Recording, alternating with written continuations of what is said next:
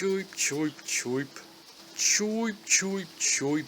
Whoa, legendary weapons are not supposed to break. Okay, sure, some legends are about broken junk, but broken junk that did things. Not something that shatters during a bad swing at a non-boss. How can these artifacts have the same sturdiness as this rickety placeholder? At least your glass equipment break easily. Take that, Bethesda. Welcome to Farul. The king is dead. The forces of chaos assemble. And instead of the nation's standing army or knights, a call was made to everyday citizens to get to the bottom of things. Blacksmiths, lootists, scholars. Learn a trade and earn the chance to become a hero. Or more likely, die at the hands of this cafeteria jelly. Or perhaps some ballistics gel. And as is common in some games, no monetary help either. Farul was a bit of a soft target. Ill-prepared and filled with beasts. Doesn't even really seem to have roads either. It can make travel between the hexagons a bit faster, like in a Civ game. I thought this was a board game type thing, with a coat of gloss to pretty it up, and I suppose sometimes I could look past all the stereotypically jrpg elements, the turn-based combat, the equipables, and instead look at the RNG that applies to most things in the game. The probability of skills being effective and attacks landing, your chances at gaining a favorable outcome during the encounters. You can literally gamble with your lives. Yeah, sure, it's kind of a board game. At least in terms of its scope. It has same-screen co-op that I'll go into later. Its turn-based nature, fun feel, gambling opportunities, etc. Different actions pertain to different stats, and the higher those stat values are for a character, the higher the odds of succeeding in the skill checks, with some being harder than others. Well, that power does come at a price. Different classes have different stats, but those don't improve when you level. Your health increases and maybe some other stuff like resistance. They never ask you to spend attribute points or anything like that. But the equipment you select to wear can improve the desired stats further, and that's how you tip the odds into your favor. By usually having a big enough impact on your stats to make outcomes more concrete happens kind of late game. And you probably won't reach 100% chance of success without help, because there are very few ways in which you can improve your luck. Quick, someone call Jennifer Aniston. But you can ensure success by spending focus. But after they're spent, they will have to be replenished in some way. So you can't just chuck them out. Sometimes you will have to take a little bit of a risk. One focus point, 89% chance of success. Seems highly unlikely they'll fail, and oh, there we go. So close. But it's fun when you succeed. The joy of a successful punt. Especially when the odds aren't exactly in your favor, and it turns out well. Although sometimes it can turn out badly. And sometimes the reward you get is not what you expect. Oh yes, who could forget that classic tale of the brave hero scaling a cliff to find a chunk of rust. As into that, Farul's legends were designed to temper children's expectations with realism. The game also has roguelike elements. The map is procedurally generated, so at the very least each run you will take a different route to the expected locations, with maybe one of the biomes being interchangeable with another. Will it be a pretty orange autumnal forest or a poisonous bog? Complete with Dracula-like reference. And the enemies spawn so often you can't really call it predictable anyway. And some important quests will reward you with lore books, with which you can buy new weapons, many encounters, and locations that you can randomly find on the map, as well as customizables and new classes. And how well you fare will differ from run to run. Get great loot but push your luck. Start badly to end with an ultimately good run. Get some healing or a great weapon. Protect your lives and see a great deal of the world before you croak. There is a fair amount to see, but you do see it awful quick. Runs can be long. You can see the same enemy multiple times in that run, seeing them for sustained periods of time. New things may be on the horizon, but we have to get there first. And thus you may get tired surprisingly quickly. I mean, since it's board gamey, meant to be played, they went with a bare bones story. Just look at these obviously repeating side quest descriptions. Well, I do applaud you for giving second chances, making the best out of your situation, and being mighty is the real star here. Followed by exploration in second place, which as said has a bit of a low ceiling, but even though you've seen these things before, they can be exciting to see again because they may offer you just what your character needs. In third place is Dimension Story, because it's so generic. Go save the kingdom. Its presence giving enough purpose to get the adventure up and running. But it doesn't keep your attention. It's more like we have to go here. Hooray, there's loot and stuff to kill on the way. Objectives with the odd small gag. But hey, you could argue that makes it more pick up and play. Nothing that's going to make someone with little time to play feel guilty, once again like a board game. Plus, as said, you can play it same screen co-op with either multiple controllers or sharing the same keyboard and mouse. It is turn-based after all. It doesn't offer the most substantial single-player quest, but for a co-op game, it's rather unique and brilliant. I love it in this way. I've played it with multiple friends through remote play together, and Steam input worked for controller flexibility, but that matters less. As said, you can share controls, even if that may be a bit weird to some, kind of like turning an older Final Fantasy title into a co-op game. You be Zidane, I'll be Garnet, and maybe people with control issues will dislike it, because you need to stay within range of one another to participate in fights together, otherwise they'll fight on their own. And well, sometimes your friends just won't bend to your will and will go gallivanting in the woods somewhere. But hey, maybe this is a bro. Maybe this game scratches a similar itch to a co-op shooter. You're technically working together by shooting what you want. And yeah, you're working together even if they go running off where they want to sometimes. Sure, it might be annoying if they die because they couldn't handle the fight, but you know, quality time. And I believe everyone teleports to the same spot when you enter a dungeon, so at the very least they'll be able to help you with whatever experience and loot they gained on their journey. But on the other side of the coin, maybe they're team players and may dislike the rigidity that working in a team in this way may instill. It becomes a voting situation, but the polite voices tend to follow, be more assertive. So think carefully whether or not this game is the kind of co-op you and your friends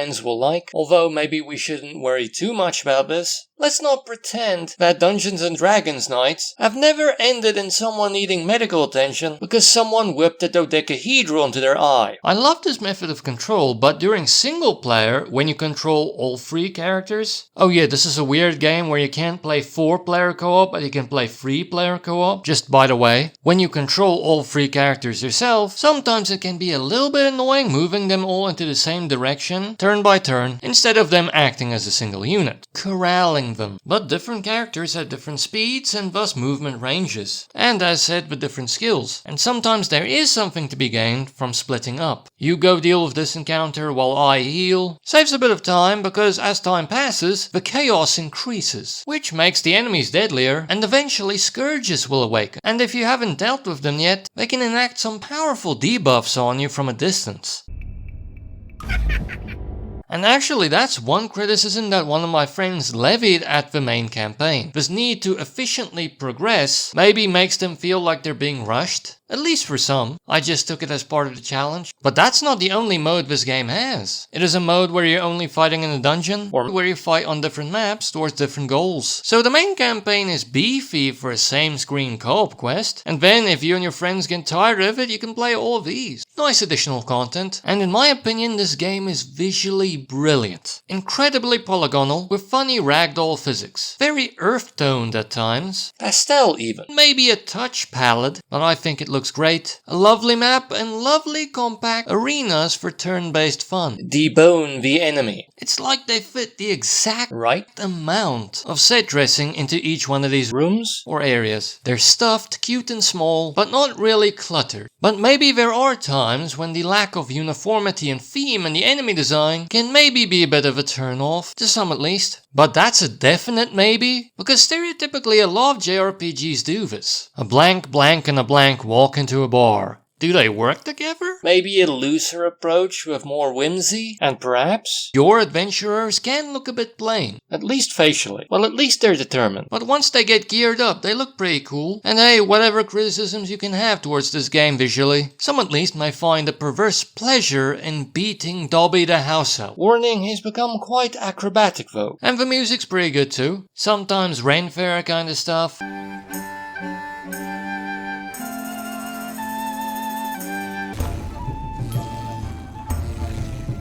Prevents it from being too standard fantasy. It's quite good. Sets itself apart a tad. Very instrumental.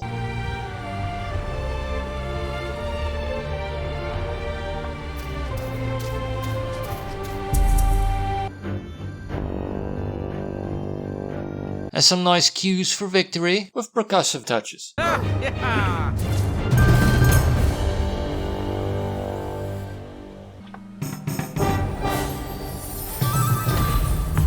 Plus it's funny how the loot music changes depending on the loot equipped.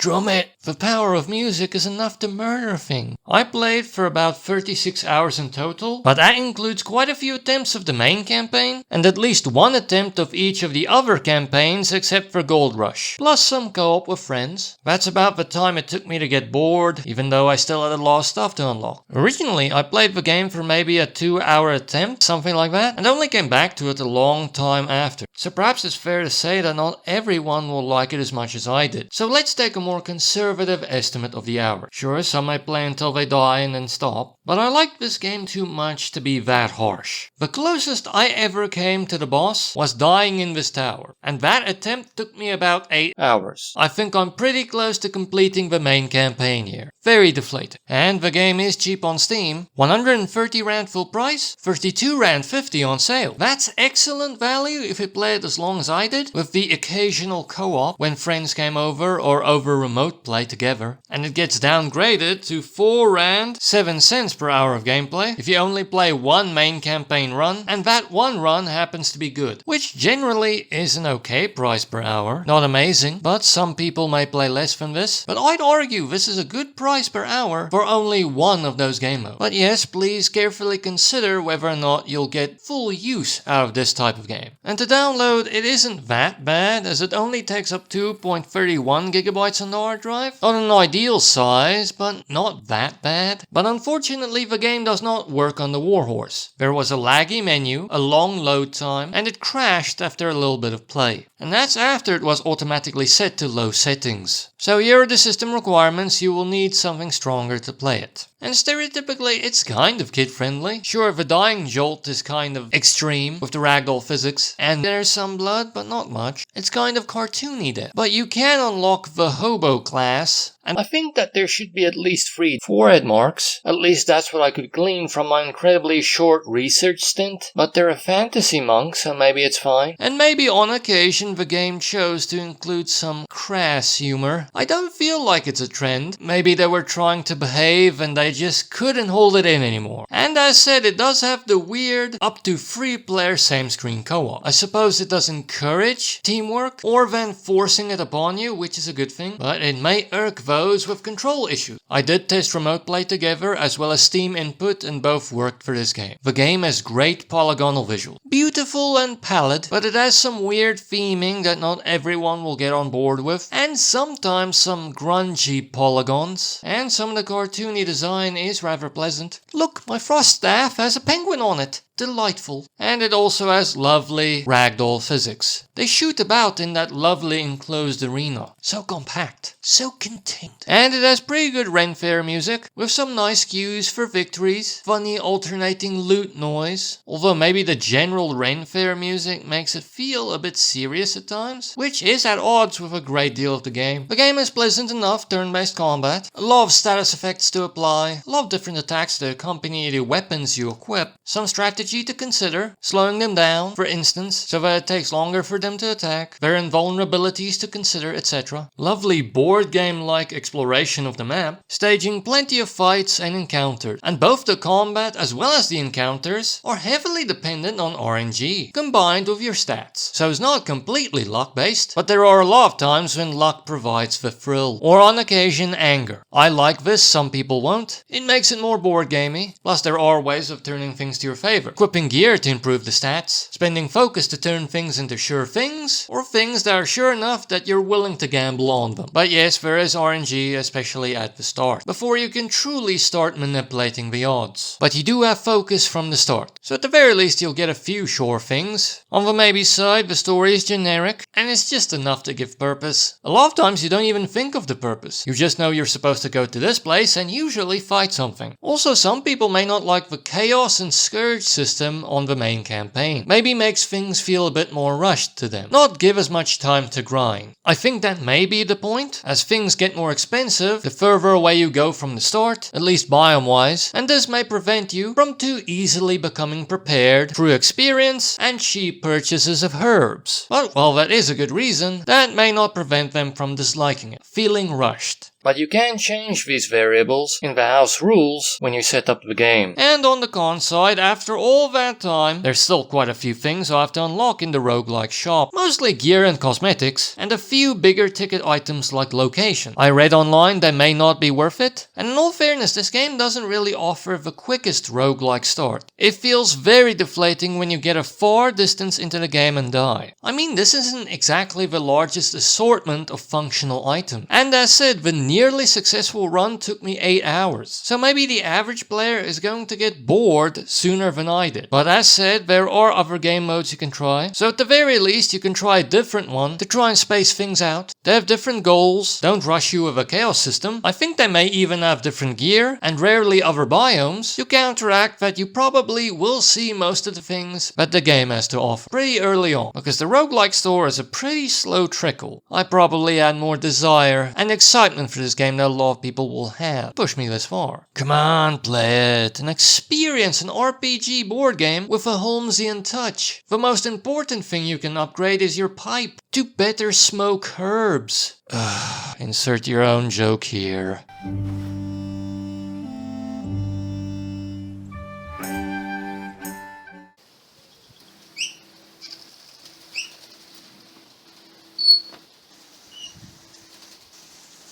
Choip, choip, choip. Choip, choip, choip.